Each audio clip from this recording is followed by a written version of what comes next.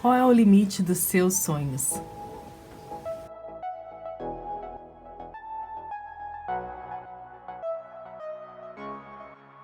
Olá pessoal, nesse vídeo eu vou tentar responder algumas perguntas que vocês colocaram nos comentários. Uma das perguntas que aparece com bastante frequência é: Genice, será que a minha experiência aqui no Brasil conta para o meu currículo quando eu for trabalhar no exterior? Será que a minha residência, a minha especialização, a minha pós-graduação, será que tudo isso vai contar? Sim, a resposta para isso é sim. Quando a gente aplica para uma vaga de enfermeiro aqui nos Estados Unidos, eles vão te pedir um currículo. O currículo americano é um currículo bastante simplificado.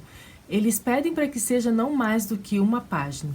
Nesta uma página, eles querem saber quando você se formou, onde você se formou, que tipo de pós-graduação ou de certificações você tem e as suas experiências de trabalho, pelo menos os 3 últimos empregos, se tiverem 3 últimos empregos.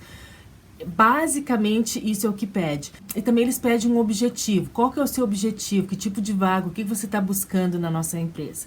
Sabe? Onde você vai brilhar realmente, expor toda a sua experiência profissional com maior detalhe, é realmente na entrevista cara a cara com o gerente que está te contratando. Outra coisa importante para manter em mente é que a maioria dos hospitais às vezes nem pede mais que você mande o seu currículo. Ele já tem um formulário eletrônico no site de cada hospital, onde você entra, vê se tem uma vaga disponível e aplica para aquela vaga. Quando você clica aplicar, ele já vai abrir um questionário perguntando coisas específicas, sabe? Do que eles realmente querem saber. E isso é basicamente o que o pessoal dos recursos humanos olha em primeiro lugar, né?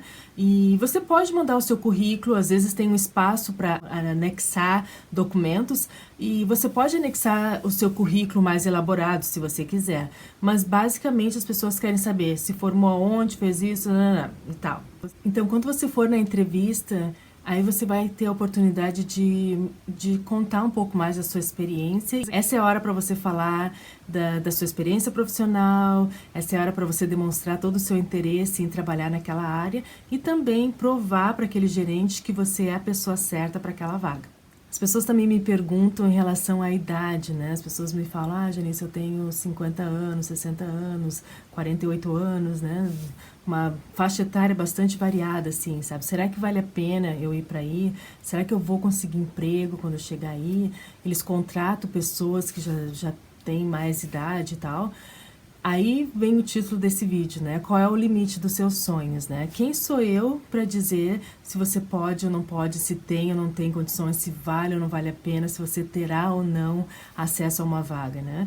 Eu acho que nada é impossível na vida. Eu acho que cada caso, cada situação, cada plano de vida é diferente, assim, né? Eu acho que tem pessoas que podem ter 60 anos e tem uma garra animal que está determinado a fazer essa mudança e vai fazer e vai conseguir, né? E pode ser que uma pessoa também tenha 60 anos e vai chegar aqui, vai ficar meio que pensando, batendo aqui, batendo ali, sem conseguir se colocar no mercado de trabalho, né? Então, se você vai vir, seja qual for a idade que você tem, seja positivo, seja determinado e venha com certeza de que você está começando uma nova história de vida.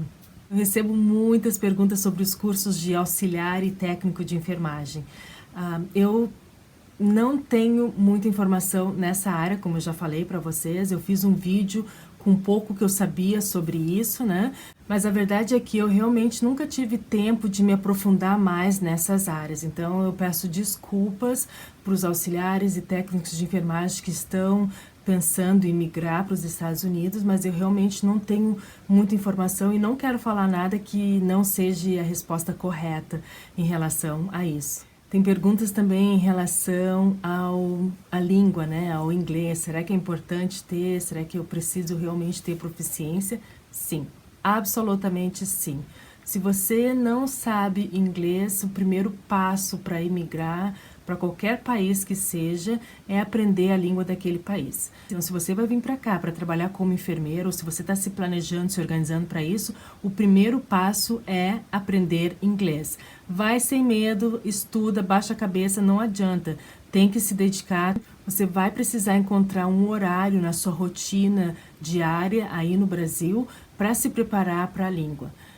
Outra coisa importante é, ninguém vai fazer essas coisas por você. Se você está determinado que quer sair do Brasil e está pensando em iniciar uma carreira internacional como enfermeira em qualquer parte do mundo, você vai ter que encontrar uma hora, nem que seja de madrugada, para se dedicar àquilo.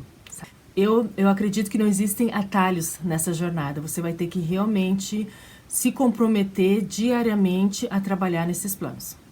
Em relação à pós-graduação, as pessoas também me fazem muitas perguntas, se elas devem fazer aqui, se devem fazer aí no Brasil, se a pós-graduação que já foi feita vai valer aqui e tal. Sei que eu já respondi um pouquinho dessa pergunta, mas aqui nos Estados Unidos funciona um pouquinho diferente do que aí no Brasil. Aí no Brasil a gente pode fazer especializações nas mais diversas áreas, correto? Aqui existem basicamente 3 tipos de graduação: bacharelado, mestrado. A nível de mestrado nós temos 2 modalidades. Uma é o MSN, Master in Science of Nursing, que é o mestrado acadêmico regular, que a gente também tem no Brasil, e também tem o Nurse Practitioner, que é o NP, que são para aquelas enfermeiras que querem atuar na área clínica. E aí, com esse tipo de pós-graduação, o Nurse Practitioner, elas recebem toda essa autonomia para diagnosticar, tratar e prescrever medicações. Além disso, nós temos o doutorado, que é o tradicional PhD, né, o mestrado em filosofia, e que é bem voltado para a área acadêmica, para aquelas enfermeiras que querem dar aulas em universidades.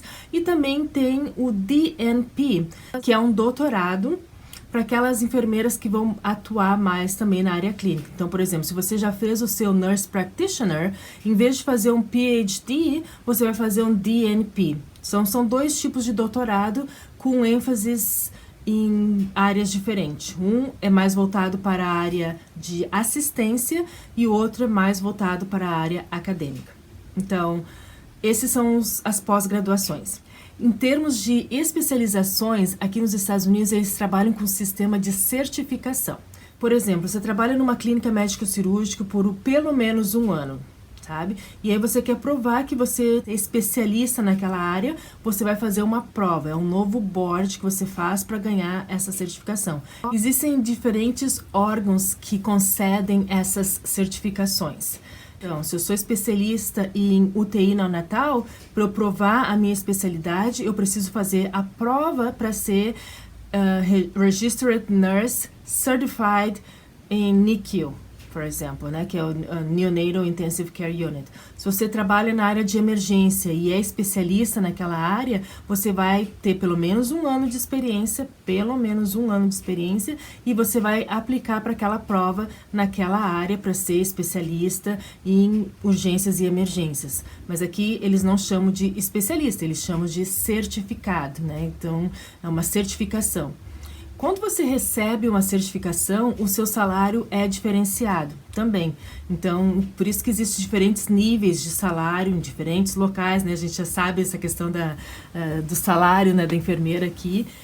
Tem milhões de variáveis, né? E uma das variáveis é realmente a tua certificação. Se você é uma enfermeira que só tem o bacharelado, ou às vezes somente o Associated Degree, você tem um salário X, que é um salário, mais baixo da categoria.